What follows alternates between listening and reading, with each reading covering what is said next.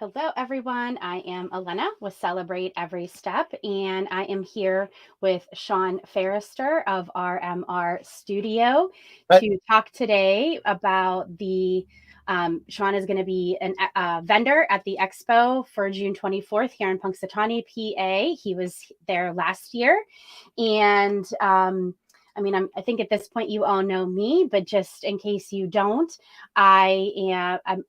I'm a mental health professional, spiritual guide, and I like to throw in a little bit of the psychic medium piece to help people feel and function their very best. And don't let that scare you. That just means that I'm more in touch with my spirit team. I'm more in touch with your spirit team.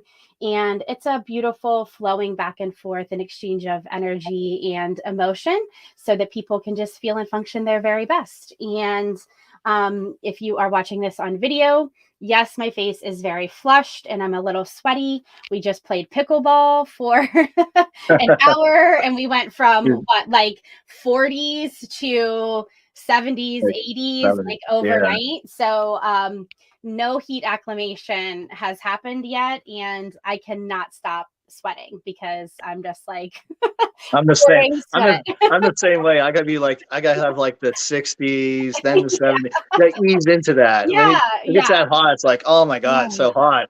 Yeah, and then my boys it was 2 against 1. So they're Oh on the geez. other side and I'm on my side and I'm having to run like a fool back and forth because none of us know how to actually play. So we're just running all over the court and my heart rate was like through the roof for like 40 minutes while we were playing. Hey, So you got your cardio in for the I day. did, There, yeah, so right there you off go. the bat today. We got the sunshine, the morning sunshine in the eyeballs, and some nice physical activity to get my blood flowing this morning. So, all right, so let's dive into you. So, Okay. Shawn is, like one of the coolest people that I know.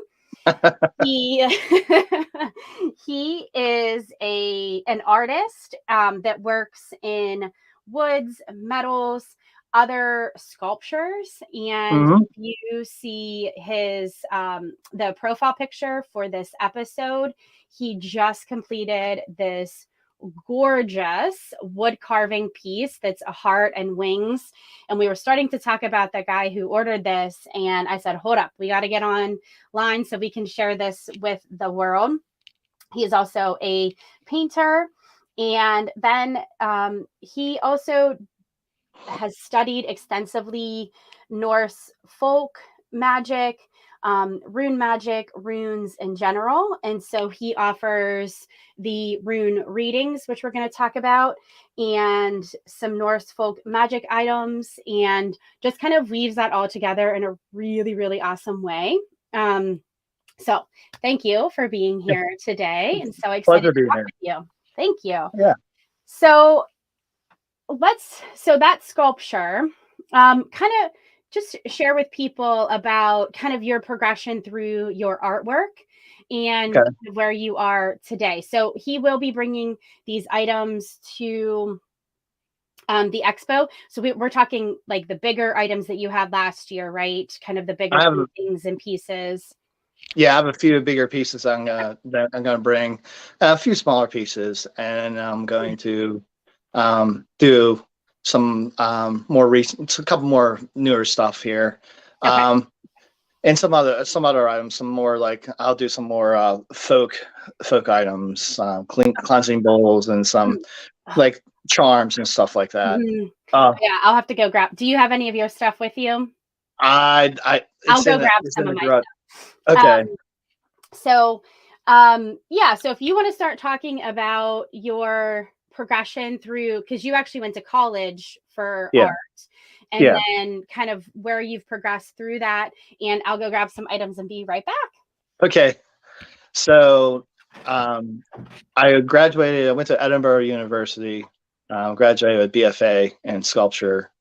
Um, from there, I started doing shows in Pittsburgh with different galleries, and just progression through. I started out doing more contemporary, more abstract kind of sculpture, And then from there, I started looking into, folk art, the area, Pennsylvania Dutch, stuff like that. And I started getting into reading about, the history of Pennsylvania and the people that came over and my ancestry.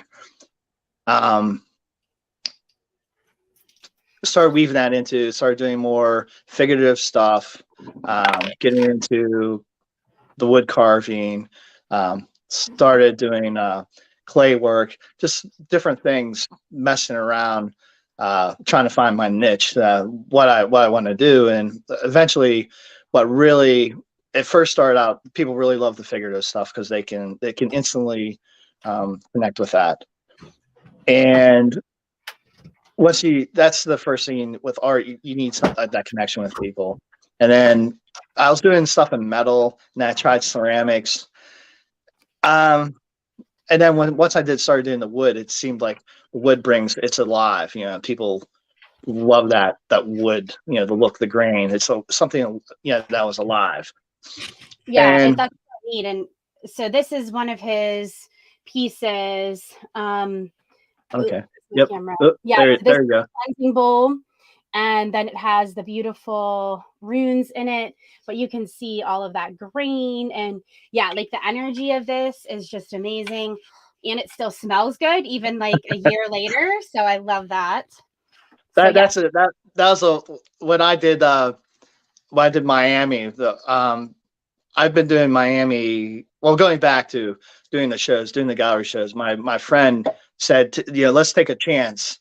Let's go to Art Basel Miami. Art Basel is the largest art fair in the world. And they hold in Switzerland, Hong Kong, Miami, and then they have one in LA. So this is like national wide, and they have like different like little satellite shows. So we're in one of the satellite shows in Miami, and this will be the 4th year I've done it. It was a really eye-opening experience, like actually being in the actual art world, like seeing it, and what I'm bringing to it. A lot of stuff is like pop art and stuff. So what I'm trying to bring is like that more folk art, but with more of a more contemporary kind of twist to it. Yeah. And it seemed to like it people loved it. When I did the wood this year and brought it down, the people were like, "Oh wow, this is wood!" Like they couldn't believe I carved out wood. I'm like, "Yeah, it's carved." Like, how did you do this? So one guy actually argued with me, like, "Oh, that's not wood." I'm like, "It's wood." Right hand to God, right hand to gods or goddesses, or that's wood. And it's an interesting experience because you get to like interact with. There's so many people coming through. I mean, there's 60-some thousand people. Just like you see so many people get to see your art. That say if I had a show in Pittsburgh, I'd have to have a show for a year to have those many people in a week that would see my stuff. And so it's worth doing it. Oh, for sure. And just even the reason I love expos, not only to meet the people that come through the doors, but to meet the other vendors. You know, like this is how I've met this amazing lineup that I have for our expo is, through these different shows that I've gone to in different areas, and you just meet the best people. And, I want to encourage everybody to go to Shawn's Facebook and your Instagram, especially because there, like, you'll see his pieces and he shares his progression through his items. There is one that gives me chills every time, and it's the ship with the dragon. Every party that I'm at, I'm like, hey, let me show you this this really cool art piece. My uncles and my dad are like looking at, watching your video, and they're like, whoa. I'm like, yeah, can you believe that's like hard? So please go check out his pages and give him a follow, because incredible work. Thank you. Like that piece there, like I had so many people, like I had the one really cool experience that I had. Well, it's kind of weird. Like somebody was like looking at the piece down in Miami, and this guy comes up to me and goes, "Oh, I know what this is about." And I'm like, okay. And he starts talking about, this like aliens with the snake and stuff. And I'm like looking at him like, no, I didn't say nothing. You just kind of shake when somebody's like talking about, you just kind of shake your head like, okay, yeah. But I was just, it's the pieces about mythology of like Thor, Norse mythology. And people just like, when people saw it, they're like, oh my God, like they loved it. How it was made out of wood. And they're like, you did this with a chainsaw and a Dremel? I'm like, yeah, I did it with the chainsaw and Dremel. I just have a lot of time on my hands. Yeah, it's mind-blowing, guys. You have to go check it out. And but that's the cool thing about art, is everybody's interpretation of it is also different. And so for him, it was aliens and snakes, and like, all right, if that's what works for you, that's great. But whatever your inspiration does become part of the piece. But then the person that looks at it or purchases it, they also turn it into their own. And so let's talk a little bit about the Norse folk magic and what that even means. So if you want to give us kind of like a brief history, and then how you kind of came into that and brought that in. Well, with the it's kind of a misunderstanding about being like Norse, because there's a lot of, when you go into runes, the runes are actually they're finding like older stuff now. Just a couple months ago, they found a coin that predates 800 years before these archaeologists think that the written runes were made. Yeah, I saw that. So what the Germanic people, you kind of have to consider the Germanic people, all the people almost to the Black Sea, towards all the way to Iceland, through hundreds of years, and probably even before that, that had this writing system. Of these writing systems would represent something like that. And if you look at it, when you start looking at it, a lot of our English language comes from this. The fiho is a term for cattle, and cattle was wealth.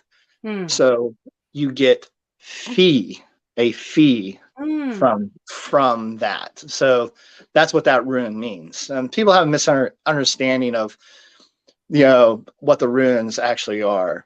They're an idea, they're energy, and when you speak them, when you chant them, that's that energy in that rune. So it's kind of like manifesting. It's basically a spoken prayer.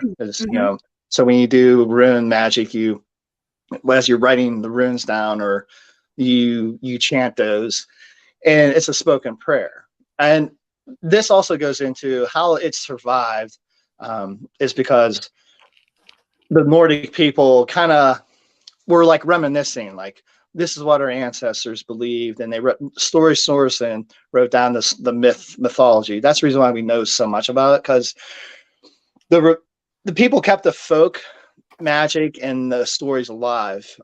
Basically, the Nordic people, Germanic people, when Christianity came in, they actually converted pretty easily. There's a necklace it looks like an upside down cross, but it isn't. So this is for them to trade, they would have to after the Viking Age, after the Viking Age, they weren't pillaging anymore. They became pretty much traders. So they had a lot of ships. They would go to the Mediterranean, they bring stuff back, trade.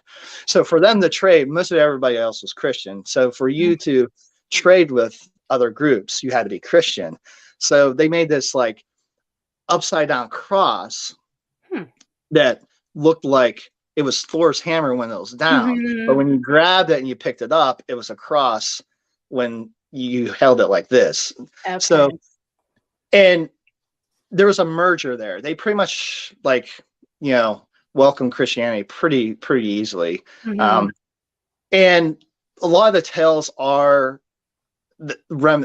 similar to Christianity. Like the mythology's similar. Balder coming back from the dead and stuff like that. So there's kind of there's like a mesh there. Yeah, and so it kind of all worked together, and I think that's I think that's really a good lesson that we all need to do a little bit better about right now, is that we can have our own beliefs Yeah. and then also come together with a sense of compromise and respect for each other and our belief systems, and finding a way to work together when it's not part of trying to overpower, control, all of those pieces that Yeah. sometimes government, sometimes religion, tries to bring in. So I love that idea. So that's a little bit of the back of the Norse, which I'm very drawn to the runes because I do in my current life have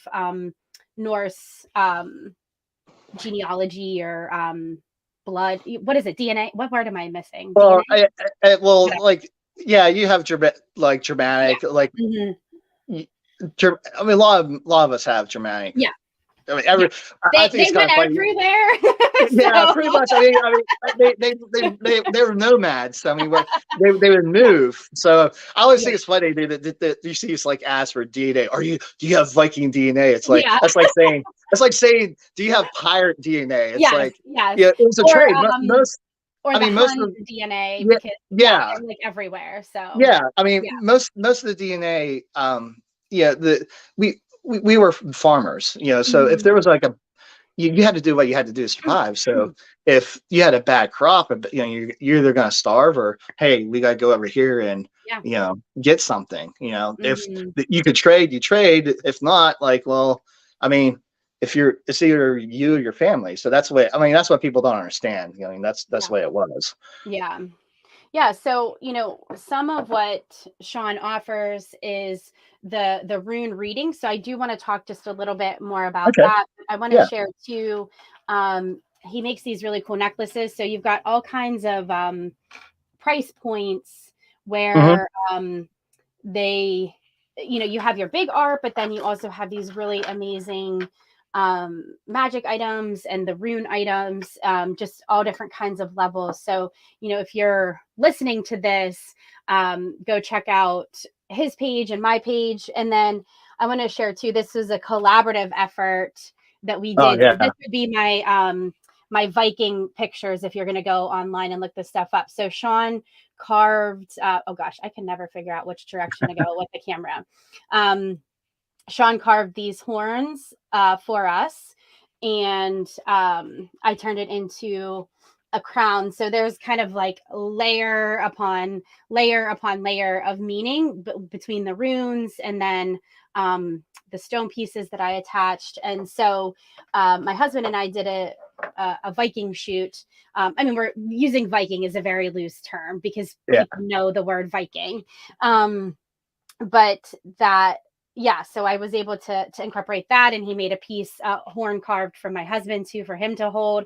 So there's so many ways to incorporate this into just your daily life. And a lot of what I'm talking about on the podcast is bringing sacredness and intention into the day to day. And I think Yeah. you're somebody that does that amazingly well. And that's what I'm trying to do with these pieces. Not only do I use the bowl as the cleansing bowl, but I also have it on my shelf as a reminder to be more intentional with my words. That, one of my mentors just posted yesterday, every thought we have is basically a spoken prayer. So we Yeah. have to be careful what we're thinking. We have to be careful what we're saying, because when it's like speaking it into existence. And so if you're bad mouthing other people, if you're talking bad about yourself, if you're thinking bad about other people, thinking bad about yourself, that's going to show up in your life, and probably not in great ways. And so obviously I'm not perfect at it. I have a lot of rage. So, sometimes that all comes Yeah. out, but for the Yeah. most part, I try to be very careful about things like that. So, yeah, if you want to talk a little bit about how you incorporate the runes into your day to day, but also kind of like the rune readings and what those look like too. Well, that's a perfect example of what you just said there about watching, like, how you speak and the vibration you put out there. Mhm. So, um, breaking down like what the Germanic Norse people believed, it's actually looking at now and like what we're learning about like the scientists, or we're learning about like the multiverse and, you know, quantum physics and stuff like that, that this stuff's actually real. What the Norse believed was you had your Olag and your fate. So your Olag is what you're born with. So that's like the cards you're dealt with. Mm-hmm. And then you have the board. You have your what your fate is. You have the board, your board, what you have to play with. So there's, as you're going through your life, there's certain waypoints in your life that have to happen, that you're fated to happen. But you have the ability to change how your life turns out, by the people you attract, the people you're around. So those people that you attract and those people you're around, their energies and what their influence can affect you too. So that limits your options of, you know, it's kind of like I don't know, you remember the old Price is Right thing, the Plinko thing, where you go. Yes, that was my favorite. Yeah. So that's what the web, the weird, the web. That's where we get the term weird from. That's weird. The web of life. So the Greeks believed in it. You know, the three witches, and you know the Norse believed in the same thing. I think this is all the same. Yeah. So this web's out there, and you only have like so many options as you go through your life. You only have so many options that your life can lead you to. So like when I cast, if anybody will ever see, when you see me cast the runes, the traditional way that you cast the runes was written by a Roman historian, Tacitus, in his book called Germania. And he talks about the different tribes of Germania. And how what they would do is they would take branches off a fruit tree, carve it up, they said we just assume it's runes because that's the archaeological evidence that we have. They make staves, and then they would put a white sheet down and then throw the staves onto the white sheet by looking up in the sky. And then they would read the runes. And majority of this was actually done by women, actually. You think these big brooding men, it was always done by women. Them say if they had to go to war, they would always go to a seamstress. It wasn't actually, you would think it'd be like a man doing it, but they actually went to a woman. She was the one that did the magic. And actually magic was actually forbidden in a lot of Germanic and Norse cultures, because it was seen as unmanly, because most men, they said, wouldn't have those abilities. So if we were going in a battle and I had an edge over you, that was considered cheating. So I'm not fighting you man on man. I'm using like, you know, aid that you didn't have. Yeah. So, but a woman that's really fascinating though to me, because if you think about like the Scottish and, you know, fighting in the Highlands and, I mean, just across so many different cultures, there were so many, or even kings, you know, they had their mystics, they had their people that they used to look at that. I just had a session with somebody the other day where we were working on what holds her back from stepping into her gifts in this lifetime. Well, we went back to a lifetime where she was a seer for, I don't know if it was a king or, you know, what their rank was. And it was almost like the Harry Potter, where there was a liquid, but it was like a viscous liquid. And so her and this other female could see the future off on this substance. And the reason why she was living in so much fear of stepping into it was that at that time she told the truth. It's what actually happened, and they were still persecuted for it. So it was like, you can't even say like, well, if you tell the truth, you're going to be okay. It was this fear wrapped into, I know what I saw. I told the truth. It's how it happened, but he just didn't like it for whatever reason. And we were still persecuted. So it was like layer upon layer. So it's just interesting to me that there was a belief that you kind of had a one up if you use that magic when you were going Yeah. into battle. So that's interesting. Yeah. A lot of times, like like all the Germanic tribes and that, the women, they would weave, the weaving and that was usually done by women. So the women would like weave like runes into their husband's like protection on their clothing and stuff. They're, and actually the women would weave the sails for the sail, but their boat. That. So, I mean, to think that the women weren't a part of the culture and they were just there no, because when the men were gone, the women, and there might have been a few older men behind, but majority of the warriors would be gone. So, that's where you get the shield maidens and stuff like that.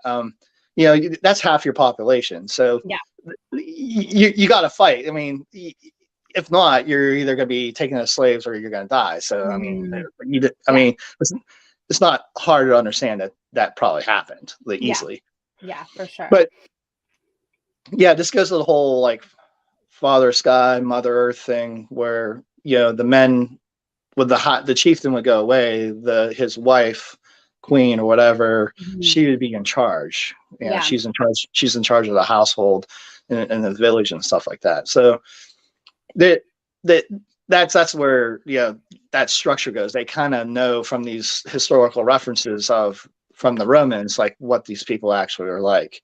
Yeah. And going back to the runes, when they would cast the runes down, the vulva, the Cetrus, she would cast, and then she would, there's a good example of this, the 13th Warrior, with Maria Banderas, where she's like, calling out, the different, like, how many men have to go. That's kind of like what this woman was revered. She would maybe have like a personal guard. They give her the finest food. They would bring her in. Erican saga, they talk about her, the last known description of the vulva, that they said what she ate, what she told, like foretelled like the village, and that's how they made their money. They go from village to village to village, but they were well taken care of. There's archaeological evidence of, they're buried with, gold and, all this stuff. They were very well revered. Yeah. And whatever she said went. It wasn't like, like, oh, okay, whatever. No, like whatever she said, like, don't go to war, like we're gonna lose. They believe that. They're like, yeah. So when they cast the runes, they hit with this energy, and then they scatter, and then you basically, I read them clockwise around from center out. So the center is time-wise. So the middle is the closest to you, the event's going to happen, and it progresses out like time-wise. And then you read like clusters, and you divide I divide it in different ways, and it tells me like the feeling I get of what is going on. I can't really explain. It's like a feeling, but a lot of times, like, just the way the runes like match up with someone asks, well, how do you read the runes? Well, it takes a lot of practice. You have to like one rune mixed with another rune laying next to, you just got to interpret that and how, because that's the way you're feeling that vibration.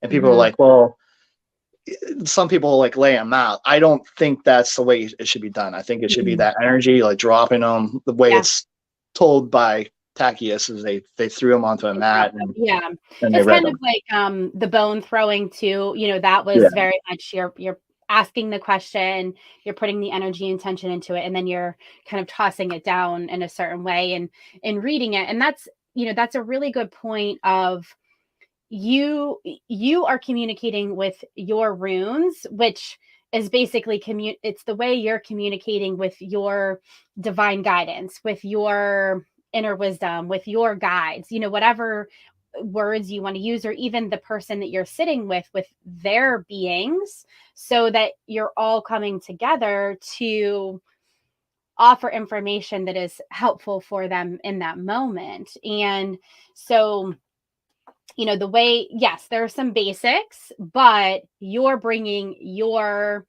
energy and your gifts and your skills into that reading as well. And that's the really neat thing about this is, you have the amount of knowledge you have about the different areas that you study is just like astounding.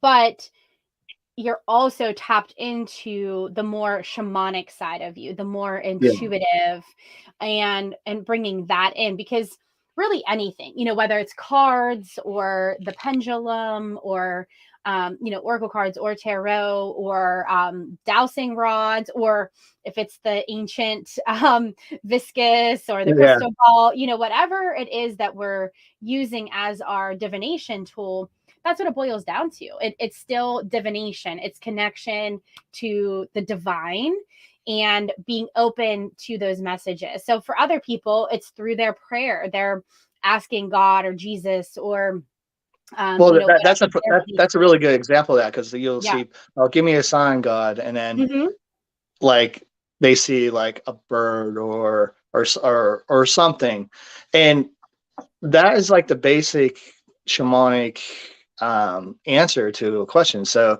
what the shaman would do is, like, might be a tree with a rock or whatever, the clouds. You ask the question and then you look, and then the people are doing the same thing. So I think everybody has this innate ability. It's just they don't use it. Like, I know everybody watching this right now has had that moment where, say, you're driving down the road and you're just like, man, I just have a bad feeling, and then something happens. So I don't think this is supernatural. I think this is abilities that everybody has, that just like, you just got to use them. And, just like a muscle, you gotta use it. Yeah. And not only use it, but even just open up to the possibility. And, I've been talking a lot with the other people that have been on recently. And just, I know for me, you have to have a practice around it. So you can't just say like, I believe in runes, I read runes.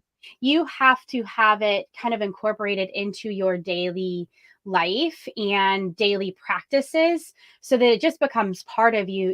For me, hawks are one of my big symbols, and every time, so I drive a lot, and I'll be driving and I'll be like in my head, like, I don't know if I'm doing the right thing. Like, should I offer this class? Nobody's signing up. Should I keep going to this office? Just running through all of these things, all of this self-doubt. And then all of a sudden a hawk will just, come right across my path. And it's just like, okay, you're okay. Things are okay. Like, you're on the right path. You're doing the right things. And it's just amazing how often that happens for me.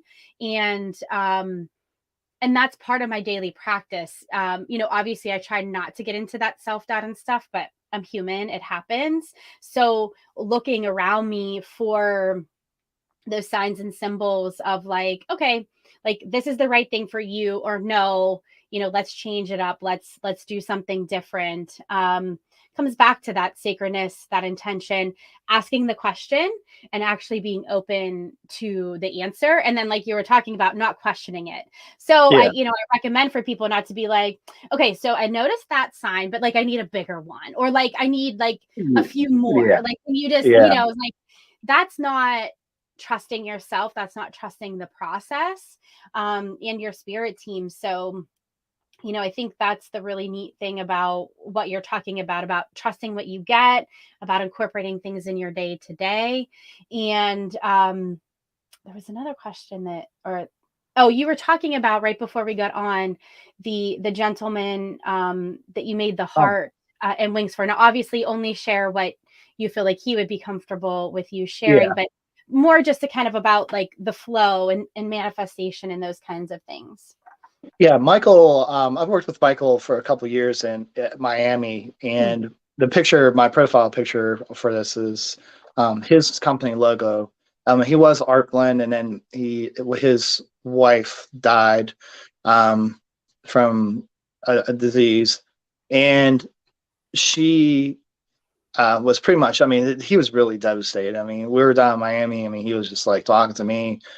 And then this is like the thing about manifestation, because he just comes up to me. He goes, hey, Shawn, he goes, I'm looking to do something.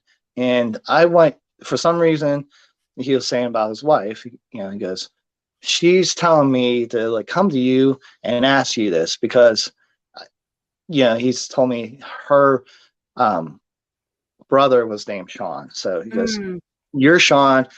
I'm getting this. He's like, I'm getting this voice in my head. She's telling me to go over and ask you to make this for me. He wanted me to make his company logo. I was like, yeah, I can do that. And I had no idea. This is like the already innate thing, being an artist too. So I had no idea, like, how am I going to do this? So he said he wanted it in wood, carving my wood. I'm like, okay. So I just said, dived headlong into it. I started carving and I started doing the wings and doing this. And when I brought it to him, he was just like, I mean, he was just like, oh, he's like, I knew that you were going to do this. And he's like, I was told for you to do this for me. And he was just like, I mean, he was in tears, and when I gave it to him, he was like, he didn't realize when I gave it to him, I said, you know, if you sell this at the show, okay, but if not, it's yours. And he was just like, what? I'm like, yeah, I mean, I made it for you. I'm not going to take this home because this has no meaning. It has some meaning but it's made for you.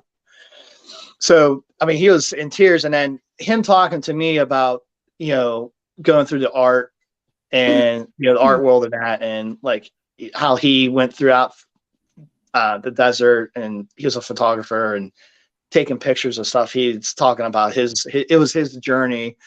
And I'm like, yeah, I understand that. You know, I was like talking to him, like, yeah, I understand that. I know what you're going through. Like, yeah, I know you're on this spiritual journey that, you know, you're traveling the United States and, you know, just taking pictures of going on these old back roads and taking pictures of stuff. And it was kind of like a real bonding experience. And, you know, usually gallery owners, you're kind of like, it's kind of like a more of a business thing, but like that we kind of like bonded, like we're like friends, we're pretty good friends now. Yeah, there was some heart connection there. And you know, for me, when you started making that, and obviously I'm more open to sign symbols and synchronicities, but I have never seen this before. And last year I bought these pieces. So this is lepidolite, and it's a carved heart with wings. And then the tiger's eye is incredible too. But I have never seen this design until I found this. And then you started carving that. And I was like, holy shit, like this is amazing. Yeah. I'll have to get his information. I would love to send him one of the lepidolite because it's very heart healing. So with him losing his wife, I would love to send him one of these because I'll have to I have to give it. Yeah. He'd really like, you know, he's very into like Zen and like Buddhist kind of like meditative stuff. So I mean, that was his whole thing. He said, Shawn, I'm just driving out the desert and, you know, went to the Grand Canyon and, you know, just thinking, and, you know, it's just like, well, that's meditation. And he was meditating the whole time, especially driving. Everybody knows that you're driving, it's hypnotic, you know, you're just driving. Yeah, when people freak out about hypnosis, I'm like, okay, so two things. Have you ever zoned out watching TV and all of a sudden it's like 2 hours later and you're like, oh my gosh, where did the time go? That's hypnosis. And then road hypnosis, where you've driven somewhere and you're like, oh my gosh, like, how did I get here? That's road hypnosis. So yeah, that zoned out. And, you know, that's the thing too, when we go through tragedy, when we have those really deep hurts, as difficult as they are, it also, I think, makes us question everything. So everything we've ever believed, everything about how we're living our life. And it sounds like he's kind of in that place of like, I want to do what's right for me, what actually feels good. Because I think most of us live in this place of doing what we should do. Instead of doing what actually speaks to our heart and soul. You know, there's so much logistics of paying bills and working a job and, you know, doing these things. But there is this whole other heart-based, spirit-based side of ourselves that we have to honor, even in the mundane, even in the, you know, regular day-to-day stuff too. So that's people, I think this day and age, especially with, you know, social media, like going back to what you were saying about, like, we have to be true to ourselves and not like put this false image up of like what we want people to think who we are. And I think that leads people down some dark roads if you're not, true to who you are. Yeah. Like with my art and that, I mean, before I was trying with my art, I was trying to like, okay, well, I want to make something, I want to sell something and that. And now, I mean, I'm glad I did that because I learned a lot about, design and everything and how I'm doing my art. But now I'm starting to understand, like, as an artist, like, people want to have that connection with you, like who you are, like when you do your art. So, I mean, the folk magic and stuff is very unique, that when I do this, like, there's not too many people around that like do what I do. So, and doing through the research and that of especially the Pennsylvania Dutch and my lineage and stuff, and going back, like a lot of this stuff that I'm doing, if everybody in Pennsylvania or in the East Coast and that, if you look back probably like 2-3 generations, your grandparent or great grandparents were doing a lot of the stuff that was folk magic in their daily lives. Look at the perfect example of this is the Farmer's Almanac.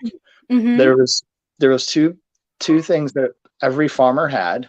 It was the Bible and a Farmer's Almanac. Yeah. And that's what they used to, because you didn't have doctors. I mean, you might have a doctor like a couple miles down the road, but you did the faith healing. You read a passage from the Bible, and that was your prayer, your spell, that you would heal. Like the cows are bad, they're not milking. You'd read passages out of the Bible, and that's Pennsylvania Dutch. That's the same. Yeah, and the same thing.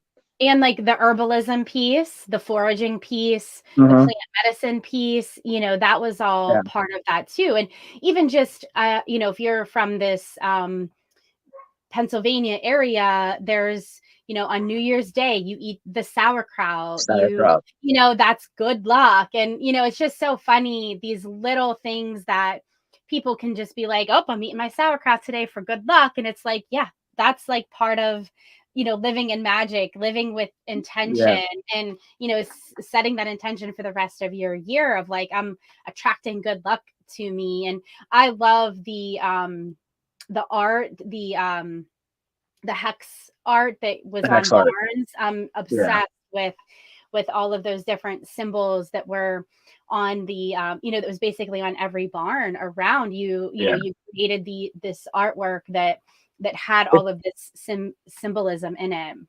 It's starting to come. It's starting to come back. I've seen a lot more newer hex signs being put up, and I think people are like the nostalgia of like that on the barn or on a house, and it's starting to come back actually.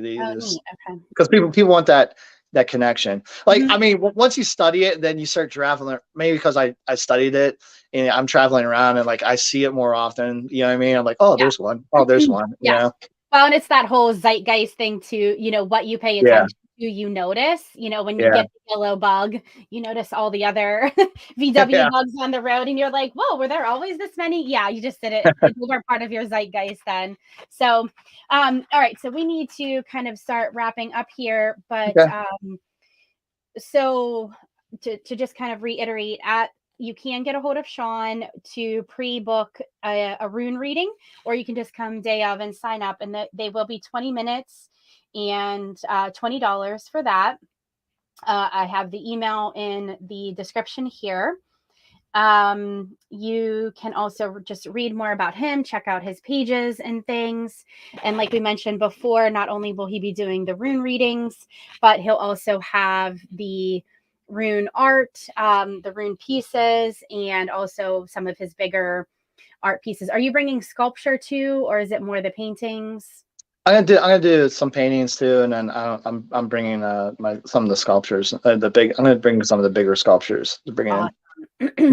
So even if you're not going to be like purchasing, just come see it in person. I swear to you, it's going to give you chills. And it might, like, he also does custom work. So like this guy just approached you and told you his idea. And that's the beautiful thing about artists is they take that in and then they create a piece. At least for me, I'm not very creative. So I'm amazed at how like my tattoo artist is an amazing artist just in general. So I'll come with an idea, and then what she creates is even better than what I could have ever imagined. So I I think I that's think the it's cool thing about artists. it's there's some artists that don't do that, but like a lot of us artists are we're problem solvers. Hmm. That's if you're a problem solver, you can be an artist like that, you know. Yeah, yeah, yeah. So we are so excited to see all of you in person on June 24th. And those of you that aren't local to us, please check out both of our pages to learn more about what we offer. And is there anything else you want to share about today? No, I think that's Okay. pretty much me. You know, Yeah, but and okay. I do want to kind of put out there into the ethers that you and I have talked about teaming up to offer some journeys. Yeah, So, if you are interested in learning about or doing some shamanic journeying, he will not call himself a shaman because there is a lineage for that, so but he yeah, has very much shamanistic tendencies, traits. I don't know what we want to call them. I I Abilities. abilities like Yeah. that's one of my things like anthropology. I was always interested in that, and I went to some seminars and that on the basic shamanic practices and stuff, Mhm, and it's the same thing. It's the hypnotic thing. That's basically what it mhm. is. It's a Yeah, hypnotic and journey, and that's yeah, basically what it is. yeah. So I've had the chance to go on a few journeys with Shawn, um, and it's always such an amazing experience. And then I'm kind of bringing in the integration, the interpretation, like helping the person that has just journeyed integrate and interpret what they experienced, because sometimes it can be pretty expansive and kind of a new experience for a lot of people too. So we've talked about it. We haven't yet teamed up and actually offered that, but if that's something that you're interested in or have more questions about, definitely reach out to either one of us, because we are both big believers in doing the journeys and connecting with our ancestors, whether they are our this lifetime ancestors or just the more collective ancestor. I really have to meditate on that, because this whole idea of, we have our blood ancestors, but then of Yeah. course there's just like collective ancestors as well. And Well, who, like, I guess it's whatever faith or belief system you fall under, like who do you pray to, who do you honor, um it tends to yeah. be who comes forward. So Think about it, like how many, if you go back, how many people it took to make you. If you go back, there's mhm, like thousands of people. So, mhm, I mean, maybe there's that whole DNA memory thing that we get. mhm. Yeah, Yeah, who knows? yeah, yeah. And then I mean, we just are accessing, I think you were talking about this in the very beginning, that collective consciousness, that Yeah, universal wisdom, where you've got people on multiple parts of the planet with the same ideas at the same time. Well, that's yeah, universal knowledge, yeah, collective consciousness. And that's kind of what you're accessing when you go on these journeys too. So just wanted to throw that in there, because yeah. um, big believer in that. And Shawn is like the best guide for those too. So Yeah, we could go on a whole I know another that could be a whole hour. other episode of, Yeah, about talking about that. yeah. That's a big thing to Yeah. talk about. Yeah, maybe we'll do that once I get through all of these interviews for the expo. I could have you back on and we could talk just journeying, what that means, Yeah, even different substances that are available to people out there for, enhancing their journey, those kinds of things. So yeah, let's mark that in our calendars or our minds of like, oh, let's revisit this and do another episode on that too. yeah. So Oh yeah, definitely for sure. all right. Well, thank you so much Uh, for being here. And thank you all for watching. And reach out to either of us with any questions. Thanks.